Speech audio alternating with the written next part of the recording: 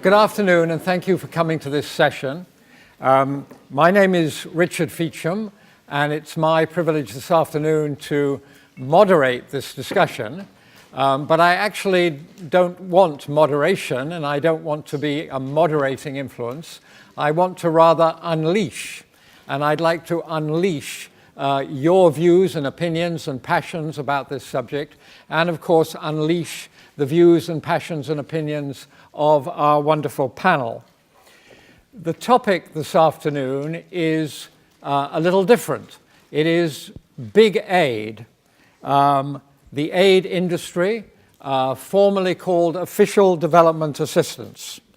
A large and complex system created in the 1950s and 1960s, which has the role, as you all know, of moving significant amounts of money and technical know-how from wealthy countries to less wealthy countries.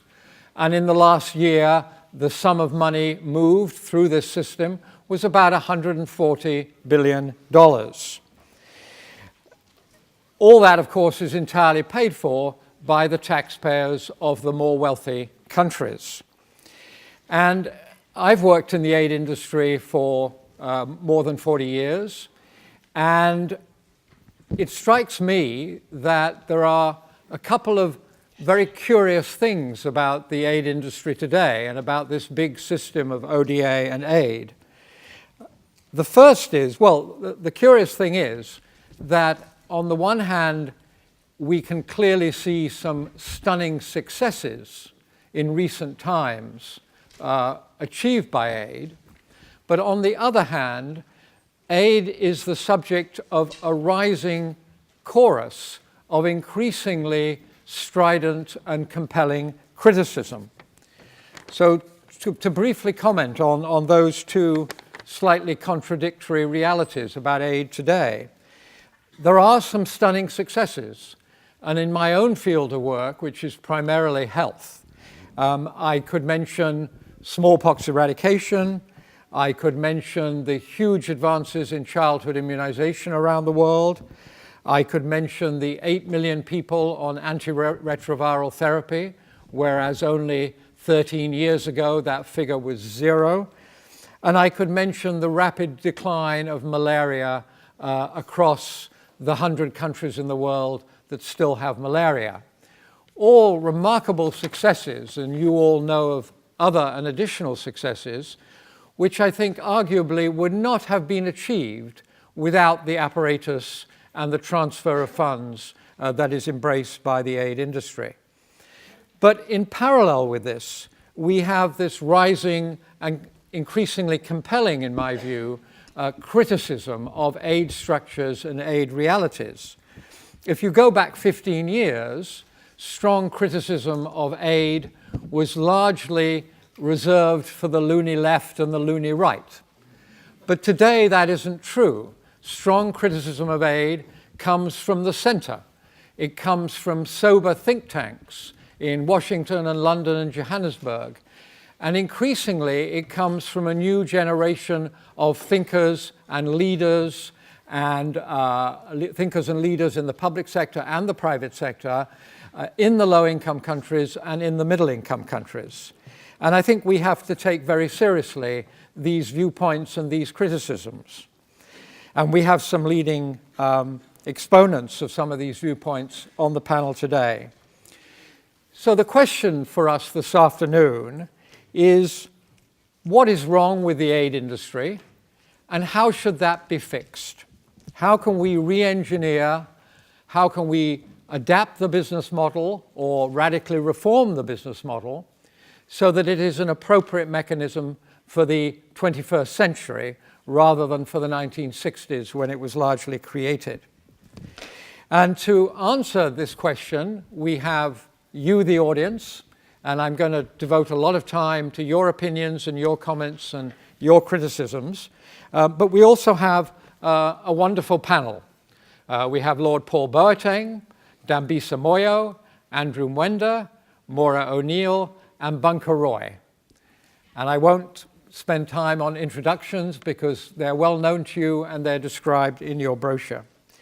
And I'd like to kick it off by asking each of the panel in turn, and I'll start with Paul on my immediate left, the question, what are the 2 or 3 things, or the 1 or 2 things, that you think are most broken about the aid industry, most needing of change, and what practically and concretely and constructively would you suggest to be done about them? What would you like to see put in their stead? And I'm going to ask all the panel members to be brief in their initial round of comments. Then we'll probably have a second round with the panel, again with panel members speaking briefly, and then we'll come to the audience and encouraging you to also speak very briefly so we can hear as many viewpoints as we can during the session. But let me turn first to Paul. Well, Richard, you say that the origins of ODA lie in the 50s and 60s, and indeed they do. I would say, however, that the underlying philosophy of ODA was in many senses reinvigorated and I think detrimentally reinforced by the MDGs, by the events of 2000 and what's happened subsequently, in that the prevailing philosophy that I take objection to is that they tends to be a top-down approach, a one-size-fits-all approach to ODA. It reflects some of the prevailing attitudes of the 50s and 60s in that its tendency is to be welfarist and to be statist. And I think when we are looking for the next generation of MDGs and the post-2015 agenda, we've got to move away from that, and we've got to find ways of building local ownership and accountability. I think at the same time, we need to recognize that as we do that, we need to have a focus that's currently absent, in my view, on jobs, on sustainability, and on the growth that needs to underpin that. And for that growth to take place, there needs to be an emphasis, I would argue, on science, technology, innovation, and higher education, without which no development has ever taken place anywhere, and which somehow, whilst it seems fit for the West, and indeed fit for the East, doesn't seem to be fit for Africa. And I've never quite understood that. That economy needs in turn to be underpinned, and I say this as the grandson of a cocoa farmer, by agriculture, which is all too often completely forgotten, and indeed delinked bizarrely from nutrition.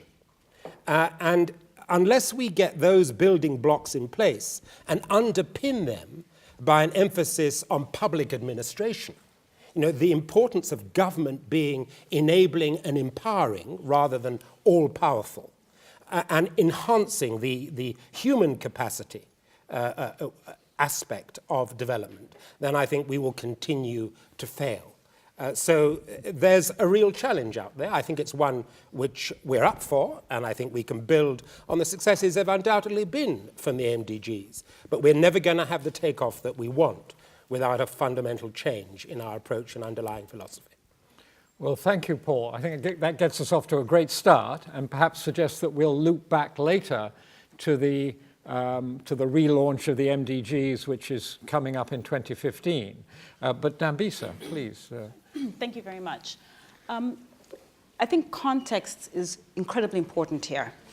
And to me, the fundamental question that particularly the donors do not like to answer is, what is the purpose of aid?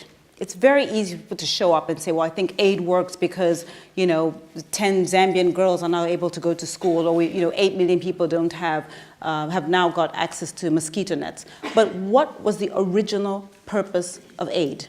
Before I answer that question, let us remember that there's not a single country in the history of the world that has achieved economic growth and meaningfully put a dent in poverty in a sustainable way by relying on aid to the extent that Africa relies on aid today. Not one.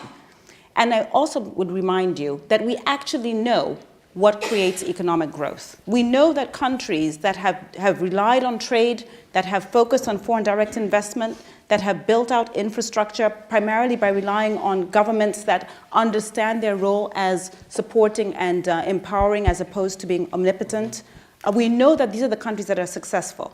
We know that countries that do not participate in the global economy through trade or foreign direct investment have consistently underperformed. These are facts that we know, whether it's been in the past 300 years since the Industrial Revolution or even before in the 1800s when China and India were the largest economies in the world. We have enough evidence, we have enough logic to understand what creates economic growth. Why is this important? Well, it's important because the origins of the aid system, which you've appropriately pointed out, which was an outgrowth of the World War II failings of, or rather the Marshall Plan and World War II failings of what happened in Europe, were very clear about what aid was supposed to do. It was supposed to do two things. It was supposed to create economic growth and it was supposed to reduce poverty. On those two metrics, it has been a catastrophe. It just absolutely has. We have not seen economic growth for 50 years in Africa, and before anybody says, well, the past 10 years, Africa is growing, it's going to be the third largest economy growing this year. Remember that that's not because of aid, it's in spite of aid. For 50 years, over 50 years, we have seen hundreds of billions of dollars thrown at this continent, but many other regions of the world. And we saw what Paul Collier, my PhD supervisor, calls the shearing off of Africa. It was at a time when the rest of the world was seeing superior economic growth, meaningfully putting dents in poverty, places not just in developed markets, but in the emerging markets of China, the BRICS, as they've been commonly called. So the purpose of aid, two things, economic growth and poverty reduction. We have failed at that. Now, the problem has been, rather than going back to the drawing board and saying, hang on a second, Africa, the billion people, 15% of the world's population is less than 2% of global trade, and yet it has more untilled arable land than any other region in the world. Africa, a place that has 60% of the population under the age of 24, should be an engine for, just on demographics alone, should be an engine for economic growth. In terms of natural resources, I won't even bore you with the story. We've been talking about Africa's potential for decades. Instead of having that conversation, we invariably end up in a conversation where people constantly feel that we want to help Africa, and the manner in which we can help Africa has to be through aid. And there's no evidence of it succeeding anywhere. The truth of the matter is grasping at straws and saying, well, look what's happening in healthcare, look what's happening in education, is not an indication that aid has worked. In fact, to my mind, as a Zambian, I would argue that that's an indication that it's actually failing, because public goods such as education, healthcare, national security, things like infrastructure should be the responsibility of our governments, and they have to be held accountable. Otherwise, we are unable to hold them accountable, and therefore you cannot expect us to have democratic systems that function. So what would I like to see to conclude in terms of what sort of a system, an aid system, could potentially lead Africa to being, Africa and Africans to being equal partners on the global stage? I would argue that it has to be phased out, if not in an unreasonable way. As Lord Boateng just mentioned, countries are at different phases of economic growth. But the fact of the matter is, and also to quote Paul Kagame, president of Rwanda, there's nothing sinister or objectionable about having a conversation for when Africa will not need to rely on aid. It may not be tomorrow, but that conversation has to start as soon as possible. We have to do it in a phased, in a credible manner to ensure that we can get these economies to be part of the global economy in a reasonable and a sustained way. Thank you very much. Well, thank you, Dambisa. Let's move to Andrew. Well, I personally think that inherently, aid is a dysfunctional instrument of development policy. Why? You see, governments, individuals, and groups of people and societies work on incentives. If I am the government of Zambia, how do I raise money? I can raise money either by promoting the productivity of the different agents in my economy, by the productivity of citizens, or I can raise money by begging from abroad. If I beg from abroad, if there is an external financier willing to bankroll my activities, then I have less interest in the productivity of my citizens. So what will happen? Rather than our governments being able to engage our citizens in discussions on what public policies and political institutions are necessary for sustained economic growth, what incentives do businesses need to invest more and improve on their productivity, our governments find it much more productive on a daily basis to engage in long and protracted negotiations with international donors. Now remember this, the international donors, the people who work in IMF, World Bank, USAID, FID are not business people. They are largely civil servants with very little knowledge, little practical knowledge of business. Possibly they understand public service. Now, rather than our governments being able to engage the productive agents within their economies and outside economies like foreign investors, the incentive, of course, is to be in these endless and routine debates with international civil servants who know nothing about the growth of an economy, the growth of a business. That is the first thing. The second, remember that the people who give aid are not altruistic individuals. Western countries that give aid, most especially, have their own interests. Aid is an instrument of control and an instrument of domination. It is a method on how, if you get aid from any Western country, the first rule is that you must adopt institutions and policies that have worked in the country that is giving you aid. And these institutions and policies may have worked in Britain, Sweden, and the United States. But what is the state of Africa today? Is it an industrialized country with 95% of the population already middle class and wealthy? These are traditional peasant societies whose institutions need to evolve over time and respond to very unique needs that these countries are facing. The third issue of aid, of course, is it has also stifled the relationship between the state and society in Africa in the sense that it has undermined incentives for African governments to seek revenues from their own citizens. If a government's fiscal survival depends on it having to collect revenue from its own people, then it's driven by self-interest to govern in a more enlightened fashion. But because our governments have to depend on the World Bank and the IMF, on the United States and Britain for revenues, they have less interest in the productivity of citizens, and therefore, once the government is not collecting taxes from its own people, then it cannot be interested in their own, development. Finally, I think that to change aid requires an architecture of thought that is much broader than what we think. What is it that justifies aid? It requires a certain presentation of Africa as a place of misery, poverty, disease. If you present any part of this world that way, you will attract the most charitable people in the world and therefore the most self-righteous. If you are, and in my very long years on earth, I'm 100 years now, I have learned that self-righteousness is a much more complicated and stubborn quality to deal with than self-interest. Self-righteous people can be so destructive and dangerous. So, you see, if you are a business in Africa doing business, you are much more inclined to understand the idiosyncrasies and the traditions and norms of the society for your business to succeed. If you are an aid giver, you just want people to change tomorrow so that your aid can work according to your wishes. Because a business person who is self-interested is likely to lose his investment or her investment, but a charity giver, they have very little to lose because they get money from a good donor and then are applying it to a charity organization in an African country. So the first thing I think is the presentation in the Western media, Western research and Western work of Africa as a place of war, famine, disaster, and disease attracts the most self-righteous and therefore the charitable people of the world. And it scares away this presentation of the continent, not as a place of opportunity, but a place of disaster, scares away what Dambisa Moyo is talking about, people who want to come and invest and make money. Let me tell you, if you come to Africa, most African countries will offer you a risk-adjusted rate of return on your investment. A risk-adjusted rate of return. Why do we see investors not going to Africa? It's because we lack reputational capital. The reputational capital that we have is the one that the Western media has been purveying for the last 50 years of a continent of disaster. If the conversation on Africa was, this is a place of opportunity, yes, there are problems everywhere, but it's a place you can go and make money and laugh all the way to the bank, then we would see investors coming. So the aid industry has been sustained by a coalition of academic research and journalism that has destroyed the reputation of Africa as a destination for investment, and that has attracted charity givers.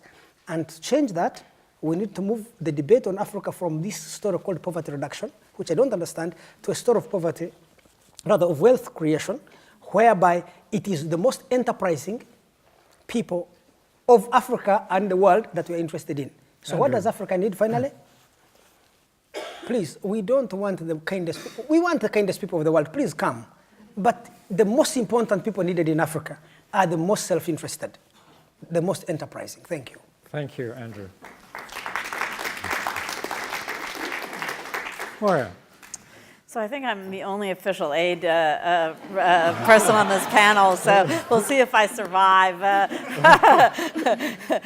But I have not, I've actually spent my life as a business person. I am an entrepreneur, and I was asked by Administrator Shaw and the President to come in and really reimagine foreign assistance. I would start by saying that President Obama articulated the first development strategy that we've had in the U.S. in 50 years. And he said, and a lot of what I will say will actually resonate with some of the things that you've heard already, and that is, let us imagine the conditions where aid's no longer needed. It's going to happen through economic growth, and that's going to happen because of investments in science, technology, game-changing innovations, and reimagining our partnerships.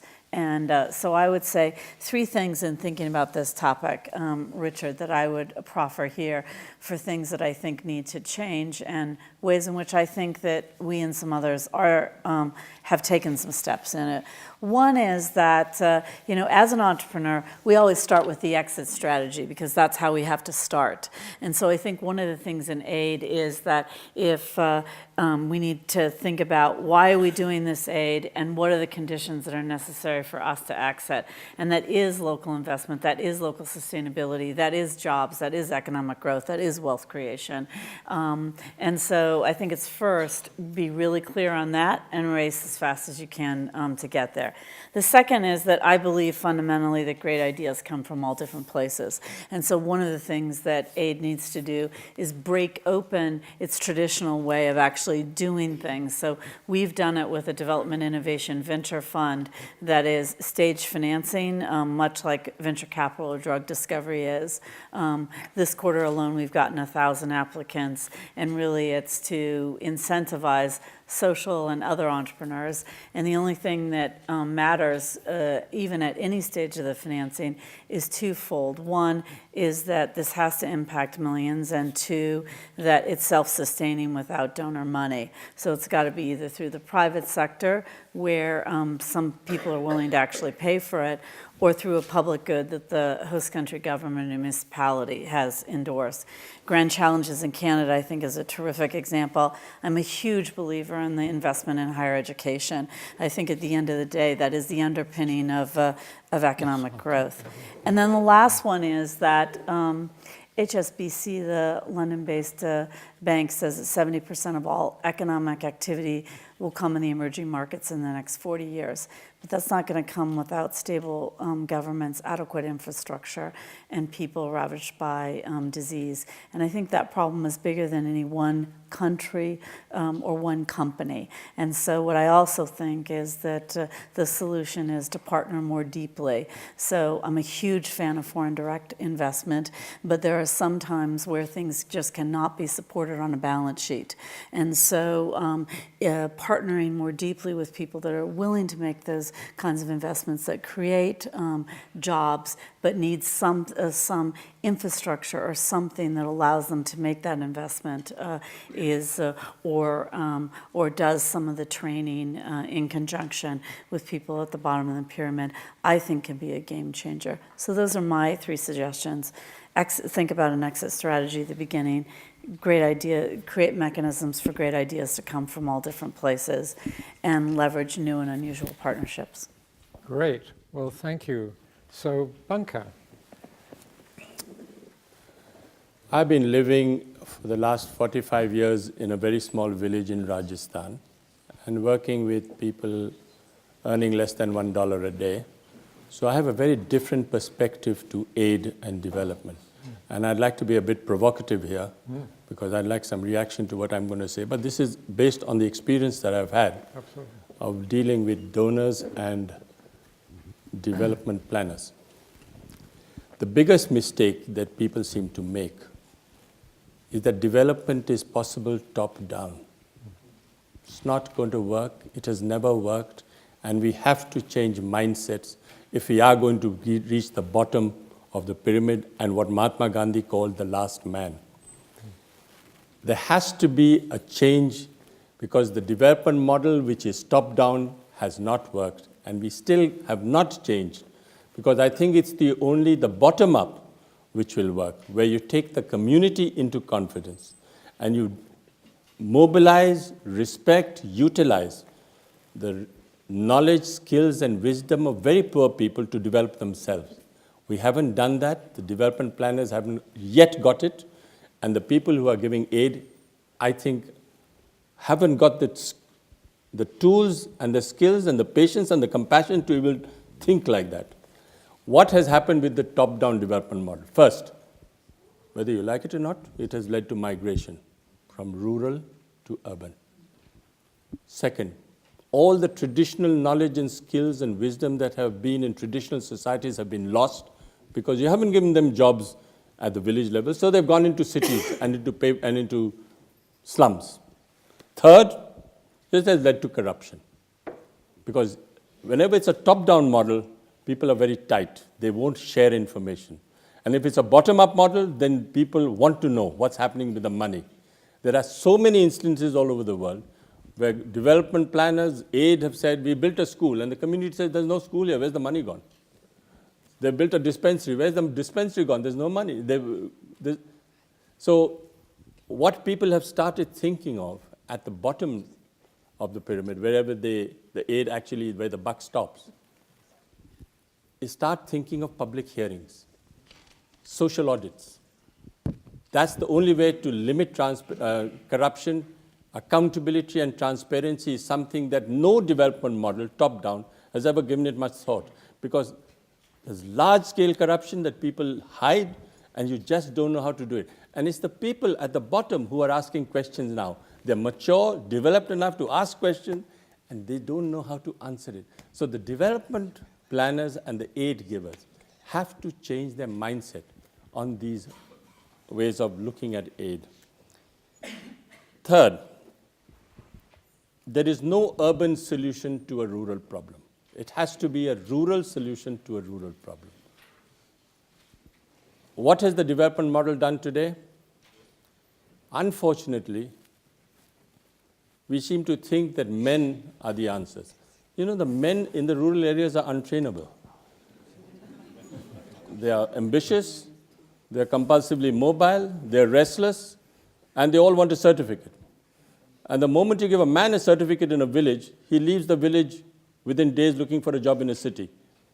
So you'll never find in a traditional society, in any village around the world, either you'll find very old people or very young people. The men have left, the youth have left. Why? Because you haven't been able to develop a strategy where you develop jobs in a rural area. Why are you developing jobs in an urban area at the expense of rural? And that's the biggest danger today in the development model today. You are top-down. You haven't given enough attention to the rural areas today, and they are there waiting, and it's a time bomb today. You have to change your mindset.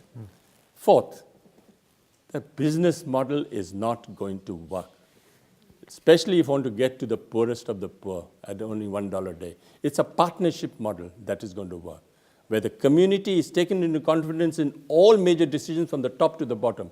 They are not going to be only receivers and beneficiaries today. There's so much anger globally around the world about aid that you have to take them as partners, not as beneficiaries and people who think should be grateful that you're giving them some aid. It has to be a totally different mindset. I'm talking about problems now. In the next round, I'll talk about solutions. Excellent. Well,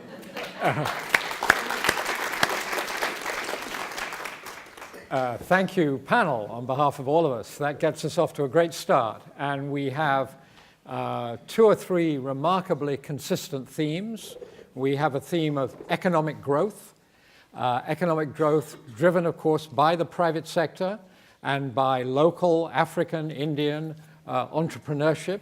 So the growth of entrepreneurship and the growth of small and medium-sized businesses and economic growth riding on private sector initiative. We've heard a theme of technology, science, innovation, tertiary education, a very neglected arena, until recently. And we've heard a theme, particularly from Bunker, about the rural versus the urban and the need for bottom-up growth that is a partnership with rural people and really takes into account the specific requirements of development in the rural areas. So that's a wonderful start. I'm going to do one more round with the panel, who all have lots of other things to say, I know, and I'm going to couch that in the form of a second question.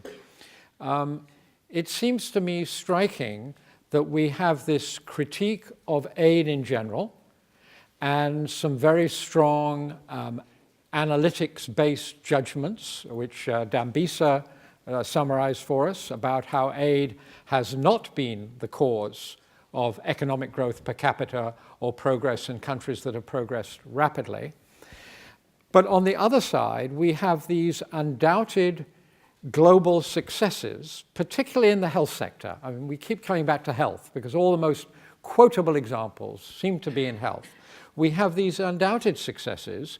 We are immunizing the world's children. Without the aid business, I don't think we would be, but I'm going to get contradicted, I hope. We're treating 8 million people on antiretroviral drugs, and a decade ago, when the Global Fund got going, that number was 0. These are huge and rapid global progresses. I think of them as global public goods, global campaigns for things that are commonly good for humanity. I don't actually think of them as aid. I think of them as something different.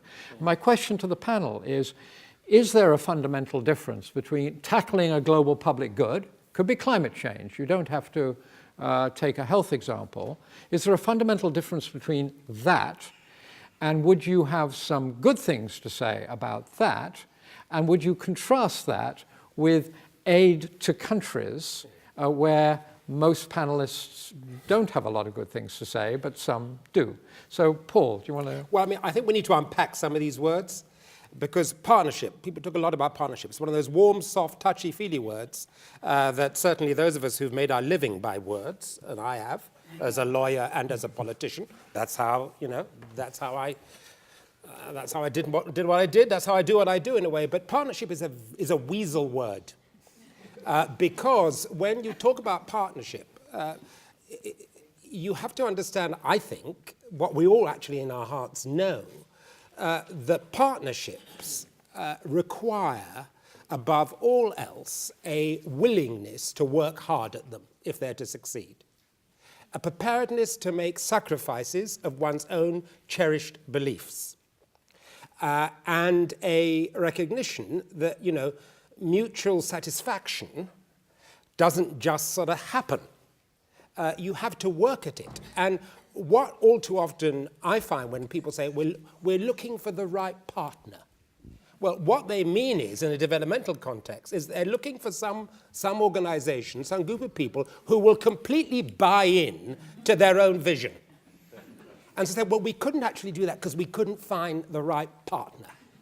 So I really do think we've got to start talking frankly about what we mean by true partnerships. Can we actually dialogue on this, or do you want to wait? Please. Yeah, because I actually think that it is a Venn diagram where you have a developmental goal and you have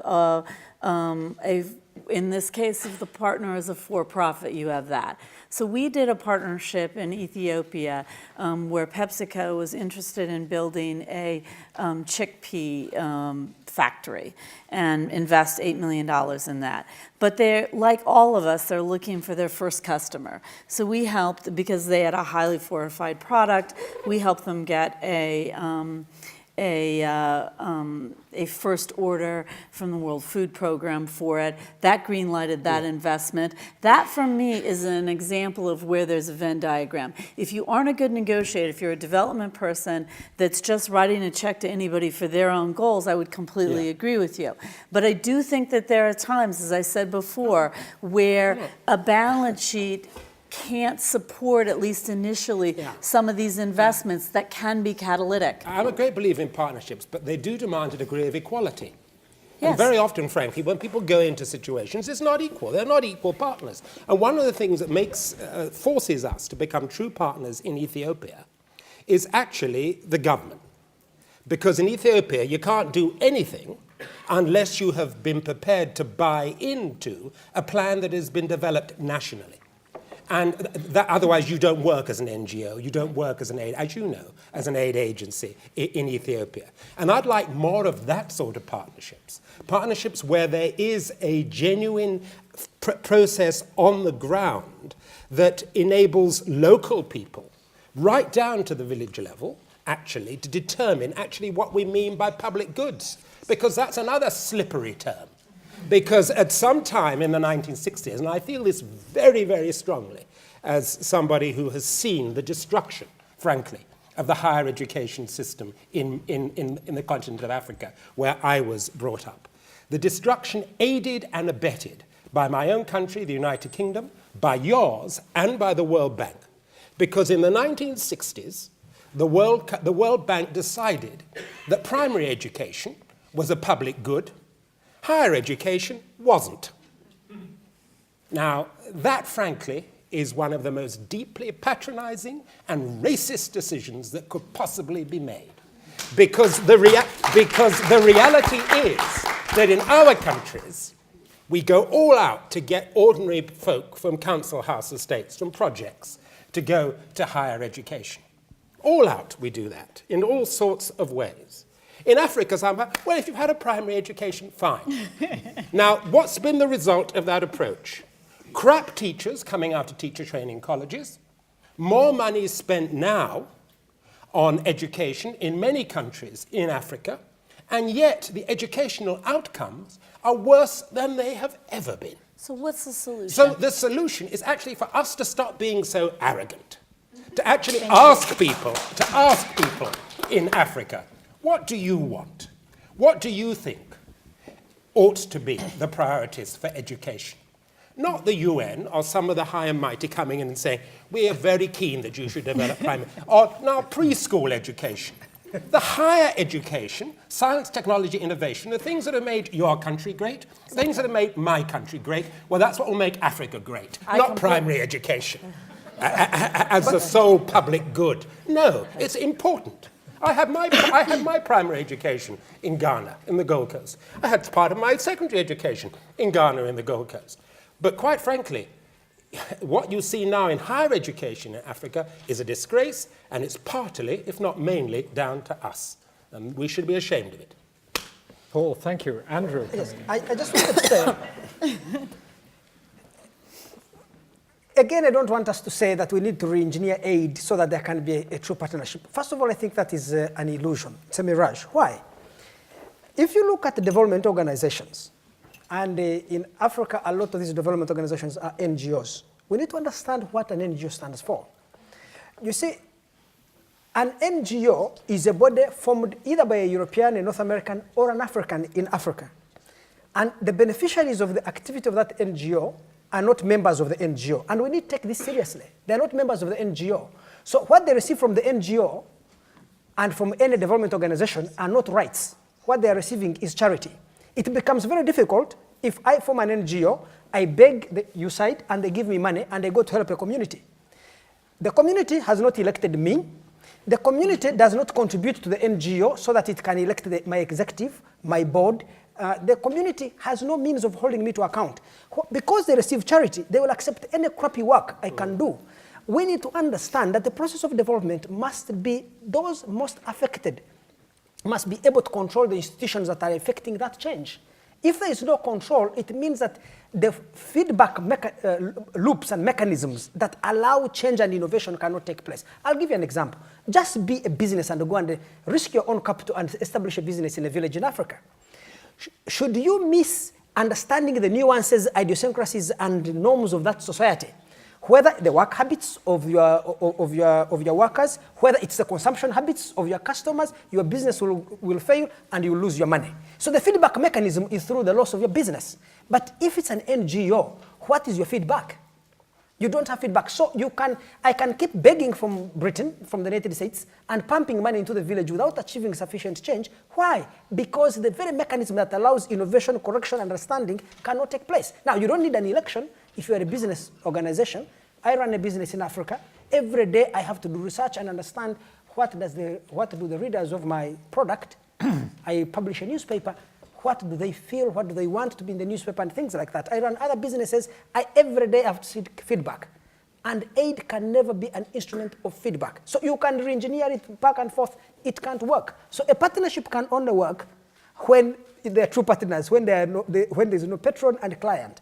Any aid relationship will be a relationship between a patron and a client, not between two equals participating in a game of mutual benefit. Andrew, thank you.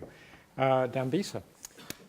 So, first of all, the thing I think is most hilarious about the aid industry is that this has got to be the only industry where recipients say, no, thank you, I don't want your money, and the donors say, no, we're going to give you more money. I mean, India, for example, is a classic example. I've told you a million times, we do not want your money. No, we insist, we're going to give you more money.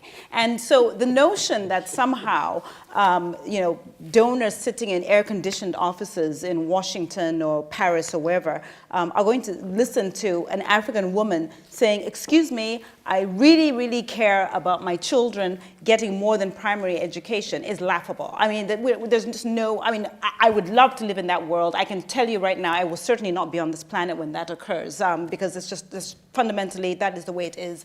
If the person who's writing the check has got absolutely no interest in what actually the person who's receiving the money cares about. The question that was posed by Richard was around pointing at certain sort of wins, I would say. A lot of the aid agencies says, oh, look at these kids going to school, look at HIV gains and so on. And to that, my question to you, but in general, is once again, what is the purpose? What is the purpose of aid?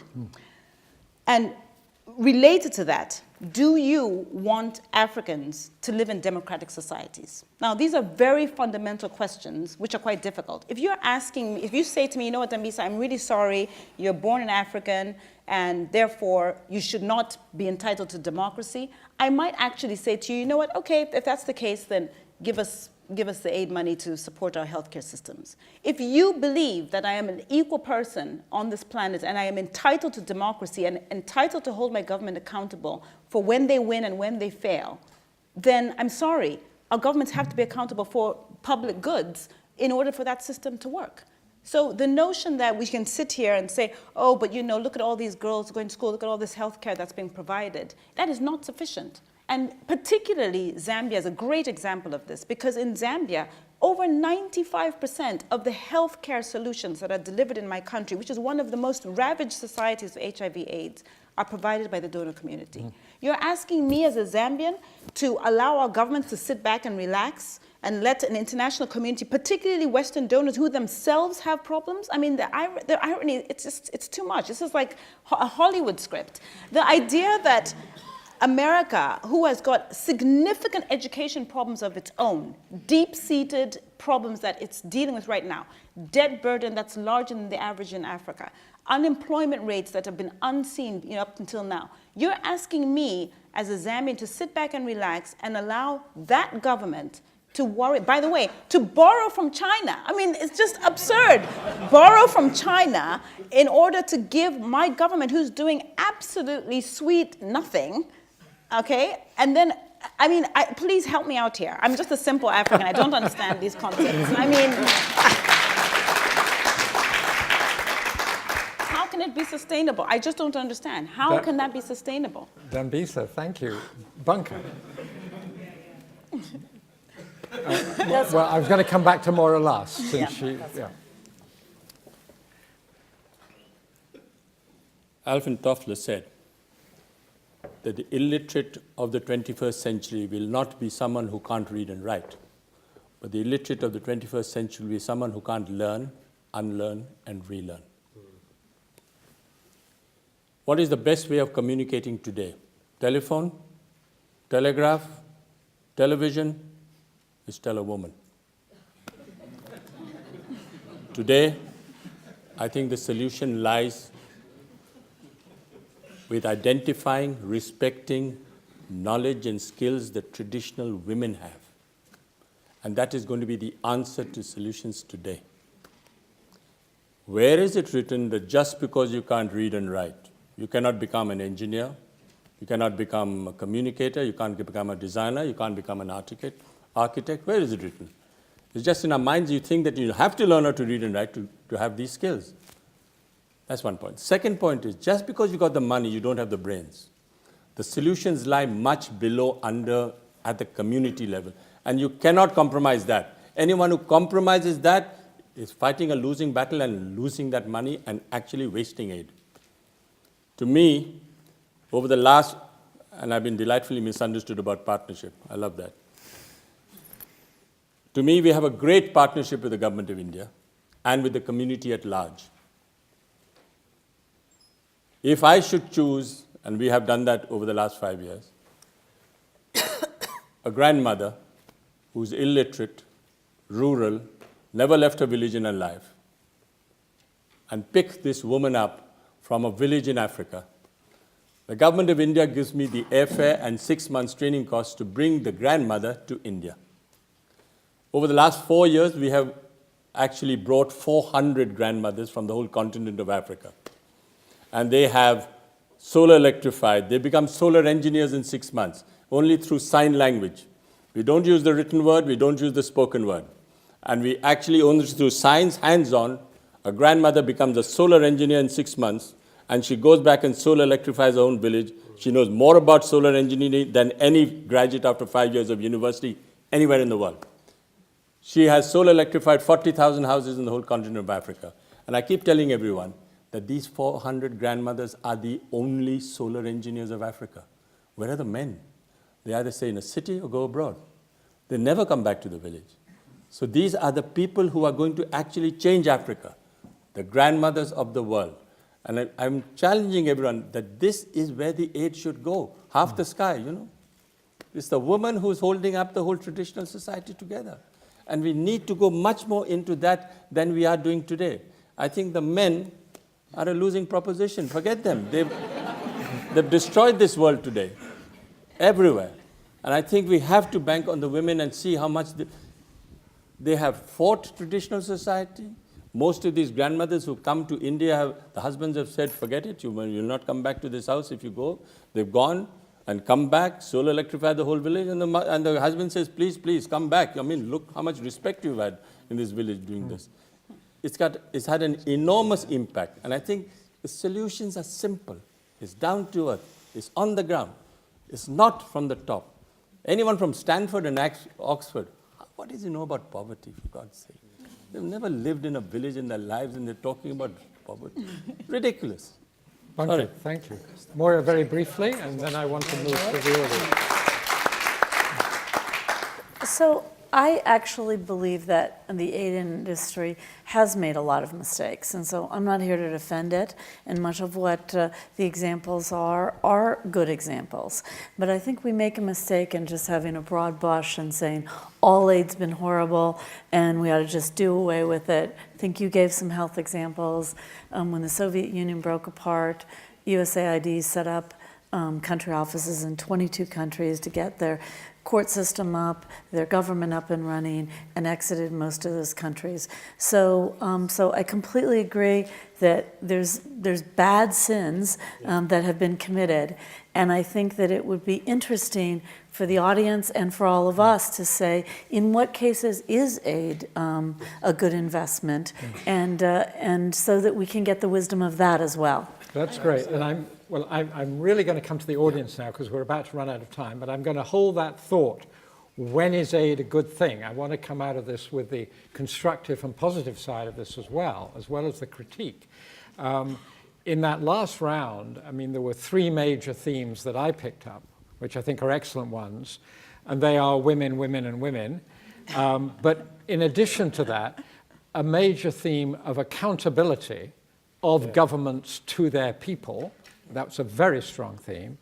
And Paul particularly, but also I thought Dambisa and Andrew were referring to what I would describe as the neglected demand side in development financing. Development financing has been extremely supply-side dominated and supply-side driven. And I think we've heard a great call for demand-side development financing. But I'm going to come to the audience now and ask everyone to very quickly tell us their name and organization and to make a brief comment. and to warn you that I can't see you, but I can see you. So please, yes. Hi, thank you. My name is Rich Limesider. I work for Echoing Green, which is an NGO. It sounds, I'm learning a lot about this, so please forgive an ignorant question. I'm hearing criticisms that are credible both on the effectiveness side, economic development, and also I think very justified criticisms that are more on the moral side, what it means to beg or give charity. And my question is whether the panel believes those criticisms can equally apply at a more local level.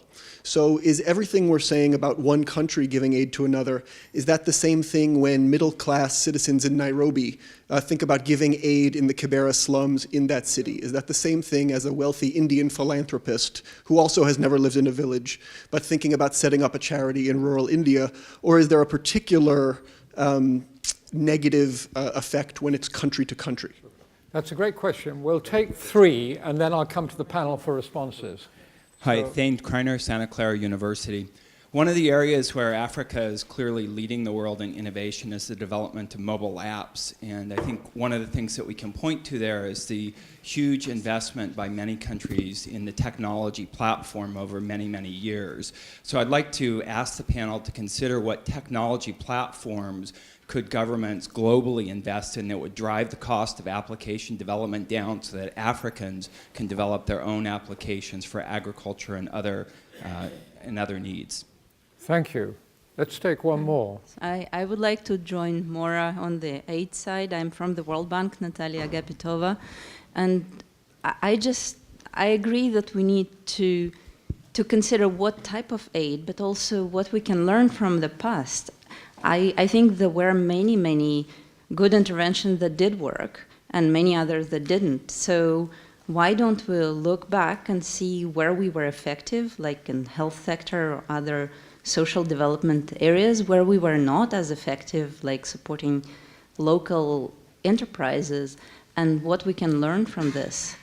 And where we were not that effective, we need to innovate, and we definitely need to innovate with people on the ground, but forgetting everything that was done before and asking why aid failed, I think would just wipe out lessons of experience from the past that we can learn from. Thank you. So we have what I would call intra-country aid. We have technology, particularly IT, and we have the question of learning from the rich experience of the past decades. Panel. Can I deal with that, with the question of philanthropy first? Because I think philanthropy actually is a very good thing. Private philanthropy is a particularly good thing, and a source of innovation and creating a safe space for experimentation. It doesn't necessarily exist when the state assumes that role. I think one of the reasons why aid fails very often is because of a lack of appreciation of the cultural context in which that development assistance is being delivered. And if you take, I can speak mainly of the cultural context I know best, which is that of the Akan and Achim peoples in West Africa. We don't have this same automatic breakage between urban and rural. Because for us, for me, my home, quotes unquotes, outside the UK, is in Achim. I'm an Achim man. Our family roots are in a place called Tafo. That's where the farm is. And it doesn't matter where one is in the world or where one is in Ghana, there's always that link with your traditional area and with your traditional leadership. And philanthropy is very often exercised in that way.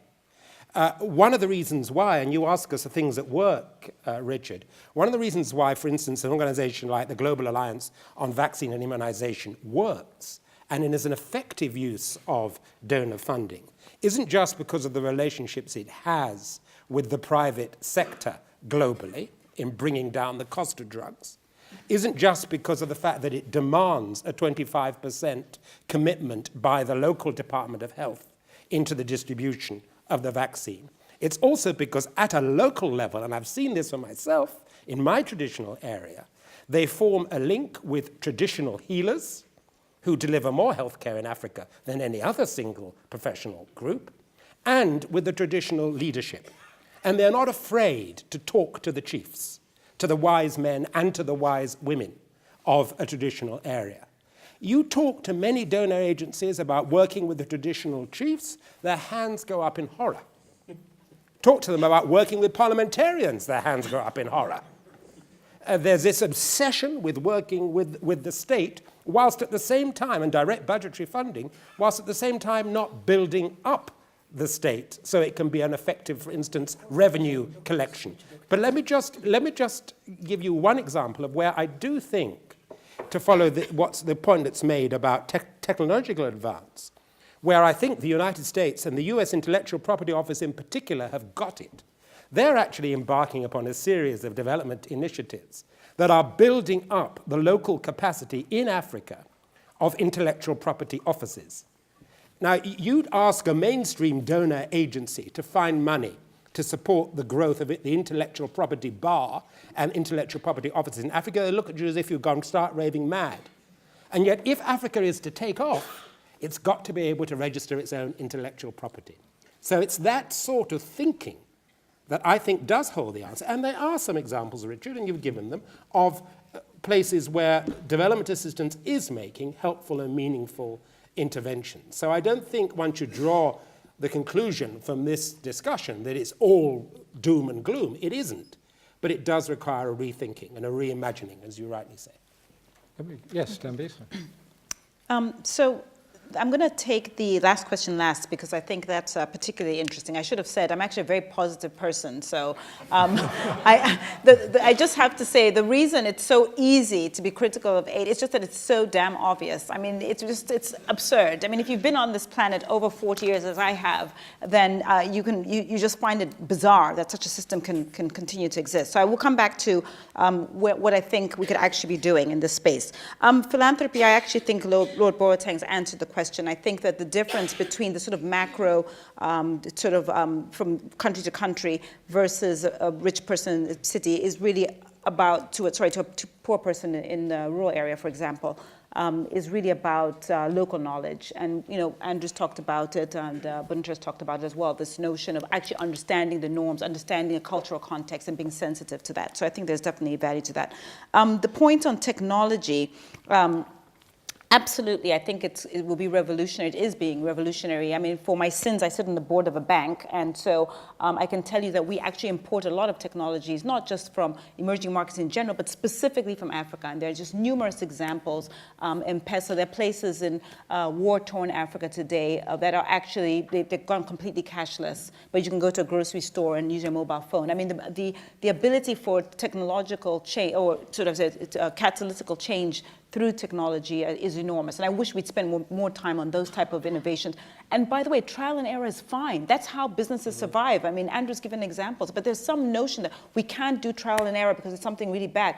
That's what we need. And I think, whether it's $100 laptops, one laptop a child that Nick Negroponte came up with, I mean, those are the innovations that are moving the needle. And there's so many of them coming from the emerging world, which I wish we'd listen to a bit more, whether it's sometimes not technological innovations, but things like Hernando de Soto's view on property rights, or the famous Grameen Bank solutions. That's what we need to listen to. And I think technology is a big piece of that. And I'm glad to see that around 60% of Africans now have access to a mobile phone. So absolutely, technology is a key piece. Now, coming back to this question about, we've been really negative and down on aid, and we kind of forgot to talk about some of the successes. I would answer this question in two parts. The first part is that there are clearly examples of aid success. And I gave one early on, Marshall Plan, $100 billion in today's money that was sent from the United States, absolutely, unquestionably helped to rebuild Europe. Now, we can quibble about whether the context was different, but the fact of the matter is that cash transfer transformed and changed the path that Europe was on after World War II. So clearly successful. Another group is which actually Moira intimated or suggested a little bit, were the aid graduates. South Korea, Botswana, places like that, they also received aid, and they were very successful at turning things around. And again, today they are economic powerhouses in their own right, and they did receive aid. So the question is, well, what is it about those programs that were so successful? And to me, I think it's about the duration. These were short, sharp, finite interventions. They were not long-term, open-ended commitments that actually distort public policy making. And this is a big problem because I know that we're talking, I'm sure many people in this room come from the aid agencies, and you're actually asking yourself, we're suggesting that you need to almost cannibalize your business. If I may link this to the technological story, there are companies like Western Union, for example, whose business is a bricks and mortar business. Foreigners like myself, when I studied here at Oxford, I'd go in, if I want to wire money home, or if I was receiving money, you go in, you put $100 in, it shows up in Zambia in a few minutes. But they've now realized that that model is being disrupted because of technology. People don't have to go to their shops, we can just press a button and do that. And why do I mention this specific case? Because even though people recognize that there are fundamental problems with the duration, the attitude of both of the public policymakers on the ground and internationally around the aid system, very little has been done about really dealing with the issue of duration. So to me, I think the duration issue is a big point. The other issue is we can look back on history and say, oh yeah, that was very successful. We got 8 million kids immunized. And no, that was fantastic. People got to go to school. Great. But you still have not addressed the fundamental question which I posed to you earlier. Where is the purpose or the role of democracy in all that? How are you going to overlay societies which are in a state, the economic state that we've already recognized is pretty dire, but at the same time deliver aid, but respect the fact that we do want to create liberal democracies. And I say liberal because we don't want to create sort of shoehorning democracies not been successful. 70% of the democracies in the world are illiberal. We want to create liberal democracies on the ground in these societies. Where is the space for democracy if the international community is going to be doing all the public service delivery? How is that different? And I hate to use this analogy, but we talked a little bit about this with Andrew. How is it different from the colonial era where we're simply an appendage to the taxpayer of another society? Now, if it isn't, as Paul is saying to me right now, then we need to have that discussion. But you cannot, in one voice, say we want to give aid and we want to underwrite all your public goods. You know, the Chinese build infrastructure, the Americans sort out the healthcare, the British deal with with national security or the UN national security. And then on the other hand say, but we think you should have democracy. How are we supposed to have democracy in that society? That is the question I'd like to be addressed. Thank you. I'm going to go back to the audience, and when we respond, it'll be the other half of the panel responding. So, but I want to hear more from the audience, so please, you'll have to wave your hand at me because... Oh, I have the mic here, so... Oh, excellent. Go ahead, please. So, possession is... Dambisa, talking about the demand side of aid. Oh, by the way, my name's Richard. I'm a philanthropic advisor in New York. I also lived in Zambia for years. Talking about the demand side for aid, I'm curious to get... we talk about we aren't listening to people, and for the most part, there's this implication people don't actually want our aid. And I'd be quite curious, rather than talking in principle, talking in practice and getting, for instance, Dambisa's prediction. If we went out to rural Zambia and asked Zambians, do you think we should suspend aid? Do you think we should suspend aid here and now and stop international funding for virtually Zambia's entire public health system? Do you think that that is something that would gather public support? And do you think that this message is actually one that is delivered in the interest and is representative of the voice of the Zambian people? Great question. If we ask the people, what would they say? Let's go, who's got the mic? Yeah? Yes, please. Okay. Nicola from SAB Miller. I'm quoting Upton Sinclair and saying that it's quite hard to get a man or a woman to understand something when their salary depends on their not understanding it. And I'm wondering if, given that, how soon we could expect change to come from the donor and aid agencies. Thanks. Thank you. Let's take one more, please. Thank you. Agnes. Agnes, yes. Please, Dr. Agnes. Agnes, Minister of Health in Rwanda. health is a success in Rwanda, but something in the panel, it's true. The true success will be to help me to make it with ungenerated domestic money. That day, we will applaud and say, I have success. Totally. So a good aid is based on how can we make it sustainable, meaning the duration is key. Have also to be done with respect, meaning you come to aid me. If I come to aid to give you help in your house, I don't dictate how I should put the cotton, how I should put the color on the wall. It's my color, it's my cotton, you just help me to make it. And community, it's key. If what we do is not bottom up as a choice of society, we will not make it. It's not sustainable, it's not for the people, it's just for a couple of people there on the top that have a very good life. So to do that, we need to frame the aid in a development framework. Nothing else. The rest, you spoil my country forever and for my grandchild. The colonialism has spoiled it for my grandmom. Don't spoil the future of my grandchild. And the other thing is, that's true, never dictated me, because I know better what I need than the people who come to aid me.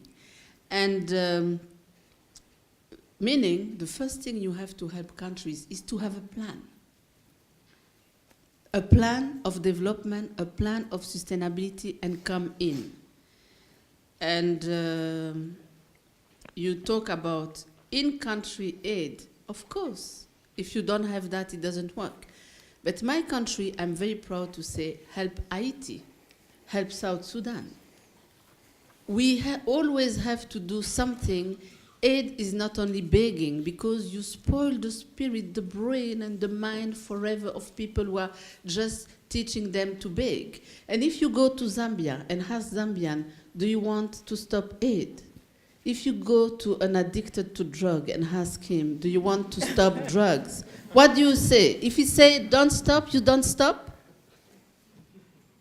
Thank you, Agnes. So, I'd just like to answer that young man's question from New York, if I may, just leap in before we lose it. And then we're going You're a philanthropic advisor. Let me just share this story with you. I went with a very great philanthropist, in my view, to Mali. And we went to Mali, and we went to a village. We were celebrating a women's microfinance organization in the village. I'm a believer in microfinance. I'm co-chair of the all-party group on microfinance in our Houses of Parliament. I believe in it. But I couldn't help noticing, when I went to that village, that there was no running water, that there was no artesian well, that actually there was just a ditch where people, mainly women, and children, went to pick up the water. I couldn't help but ask myself, did that philanthropist actually go through a process which asked the people of that village whether their priority was a microfinance organization for women or digging a sustainable artesian well? I'm afraid to say that question was never, ever asked them. It ought to have been, and it wasn't.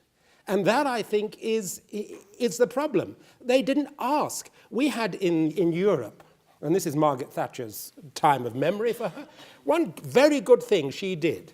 We've never had a similar thing, Dambisa, for Africa. She initiated the Know-How Fund after the collapse of the Berlin Wall. The Know-How Fund, and I participated in one project in building up the insurance industry, the marine insurance industry of Poland. Have we ever had a know-how fund to build up and to big up the indigenous private sector in Africa? No, we haven't. And if you were to ask Africa what they want, you might be surprised at the answer. But please ask. No, don't ask us what they want. Ask them. Go there. Tell your philanthropists to go to Africa and take part in a consultation process. And then you really will be doing Africa a favor. Great. I'm going to come to the far end of the panel to respond to the questions as you would like to do.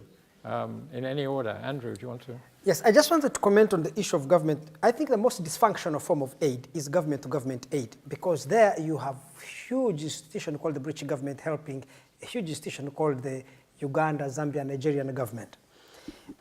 But the most important thing about aid is who pays the price. You see, if anyone is involved in something, who incurs the cost of failure? Assuming the British government gave money to a village in Zambia, and that project failed, what are the consequences?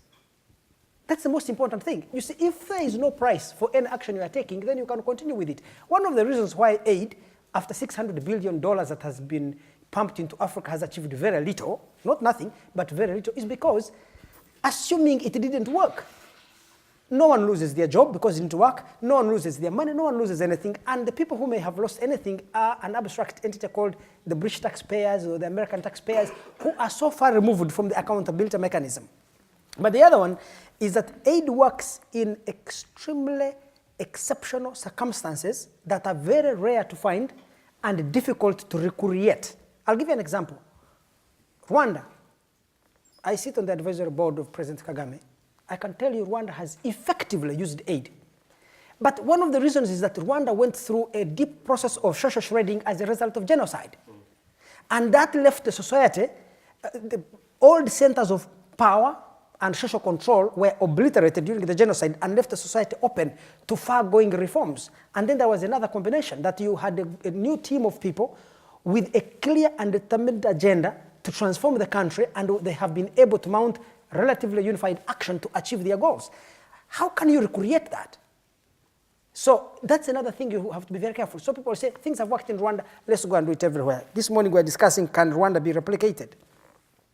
So the other one is, the tendency of the aid community is to say, because aid worked on a particular program called smallpox, or worked in a particular village, Sauri village in Kenya, then we can go and replicate it across the whole third world and throw trillions of dollars at it, and it works. Forgetting the unique norms, values, habits, and the idiosyncrasies of that village, of that program that made it succeed. And finally, and this is most critical, that aid is attracted to our poverty, not to our wealth. Remember that. So it comes to fix our weaknesses, not to leverage our strength. It ends up subsidizing our failures rather than rewarding our accomplishments. Let me explain about leveraging strength. Even in your individual lives. Briefly, Andrew. Yes, briefly. Okay, briefly. If you try, let me give you an example of this is opportunity cost. A man called Tiger Woods, he was a student at Stanford studying nuclear physics. Possibly he was not very good at it. If he tried to say, I'm very good at golf, but weak at nuclear physics, let me devote a lot of my time to fixing my weakness, which is nuclear physics, let me leave golf. What would he have become? He would have become a mediocre nuclear physicist, but if he leveraged his strength, which is golf, he became the best golfer in the world. Equally, aid does not come to those who are innovating change in Africa. It always comes to help the guy who is a drunkard in the village, and when you give him money, he marries a second wife, or things like that. The day aid goes to reward accomplishment, to reward innovation, possibly there is a possibility that it can change, but it's attracted to failure, and therefore tends to subsidize failure rather than, promote innovation and accomplishment. Andrew, thanks. Briefly, Maura and Bunker, and then we come to a moment in the program. So I know we're out of time, and I know you'll be surprised to perhaps hear me say this, but I think this is exactly the kind of dialogue we need to have. While we all may not disagree with each other, this is actually the conversation that we need to have. And I do think that we need to, I think it's a mistake to say, let's catalog all the wins and the losses to say whether aid is good or not. I think we need to look forward and do that as a result of saying, what did we learn from that? What maybe in the best of intentions caused a whole set of free services, and I'm from Seattle, and if you paid for all my public services, I'd be like that drug addict too. I would want that. So the fact of the matter is that I think we need to look at that and say, what are the unintended consequences? The focus on primary education, oh my goodness, we needed tertiary education, and in a rush to get kids into first grade, we forgot that. So I look forward to this being the first of a continual dialogue about if we're going to have foreign assistance, what specifically should it be put in, whether we start with an exit strategy, time limited, so that we can be here 5 years from now and 10 years from now and say, we actually pivoted in official foreign direct assistance, and we made it and deployed it in a really smart, effective way. But just a second, don't you think that when you create aid, there are vested interests, people who work in it, people who profit out of it. Once you have it rolling, it's not true that those who work in it will always be the altruistic. People also, like any biological organism, they develop interest in the perpetuation of the industry. And so even if we say, let us create a timeline, why should I work my institution out of existence? So aid tends to replicate itself precisely because once you create it, it develops self-interested parties who have a vested stake in its perpetuation. But that's true, I mean, if I may say so, absolutely. But that's true of all major reform efforts. I mean, come and visit the Californian prison system and you'll understand why it's so awful and why we can't reform it. So, I mean, the machine is captured by those who are employed by it. And any reform program will have to overcome that supply-side capture. But we're very familiar with that. Bunker. And we have to have the courage to do that. You have to have the courage to do that, absolutely. I'd like to make 2 brief points. I think there's a vested interest in keeping the poor poor because so many people's jobs are at stake. Can you imagine if we actually remove poverty, how many people's jobs would go in the World Bank and the IMF and the USAID? So I think we have to change our mindset here a bit because there are solutions on the ground which people have actually proved, shown, replicated. People are not listening enough in the aid community to capitalize on that, learn from that, unlearn from that, and actually scale up on that.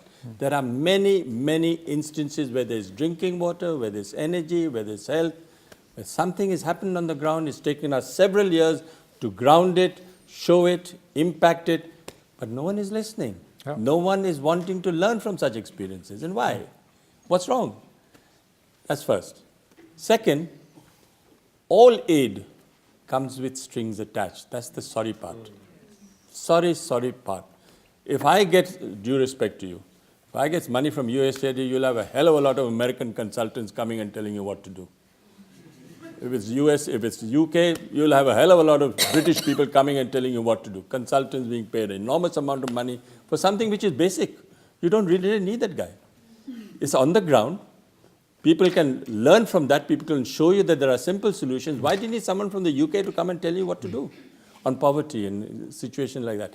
That mindset change has not actually happened. And I think that's why aid is suspect in the eyes of many people in the world. Because the moment you take money from someone, you will have some strangers coming in from in and out who are doing, post-project proposals, pre-project proposals, end-project proposals, impact studies, monitoring and evaluation. Yeah. For every dollar you get $10 of headache. Yeah. That's a big problem. Well, that's a great quotable line to end on. And the other thing I hear, Bunker, is we should visit Rajasthan and we should learn from what you've done. But the formal part of the session needs to draw to a close, but we can continue until 2:15 with a conversation. Just to close, let me make three comments very briefly. One is, I think it's been a remarkably rich discussion with some, and from the audience as well, so thank you very much, with some remarkable common themes which we should take away. And I'd like just to draw out a couple of those which are of particular interest to me and we could discuss at much greater length, and I think we should discuss at much greater length. One is this idea of demand-side financing. Don't talk about aid, don't talk about foreign assistance, talk about investment. And let's invest in Malawi's priorities and Malawi's strategy and Malawi's sense of what Malawi wants to do and what Malawians believe is best for Malawi, not invest in schemes that we dream up in London or Washington or Geneva or wherever. So let's listen a lot. And if we're going to invest in other countries, let's think of it as investment, and let's invest in the ideas of those on the ground who know their situation well and are most able to innovate. And as Bunker said, don't send a lot of consultants to second guess all that.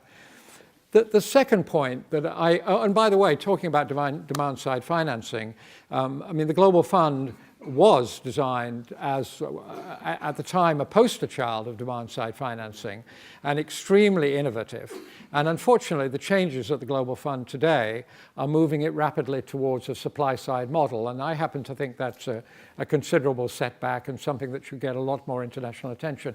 The second theme I want to just put on the table is global public goods, global market failure, and collective action among countries to supply global public goods, which if there wasn't collective action among those countries would not get supplied.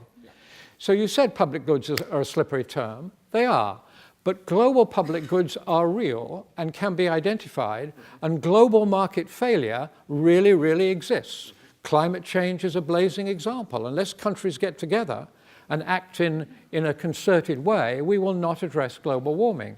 Unless we had product development partnerships funded by Bill and Melinda Gates, we would not have a pipeline for malaria drugs, because there isn't a market for malaria drugs sufficient to attract the companies that are producing the next generation of malaria drugs. So there are market failures which require concerted public action. I think these are incredibly attractive investments for all of us. Zambia should invest in those things. China, South Africa, Brazil, we should all invest in them because the world is the beneficiary. So two thoughts to add to all the contributions made by the panel.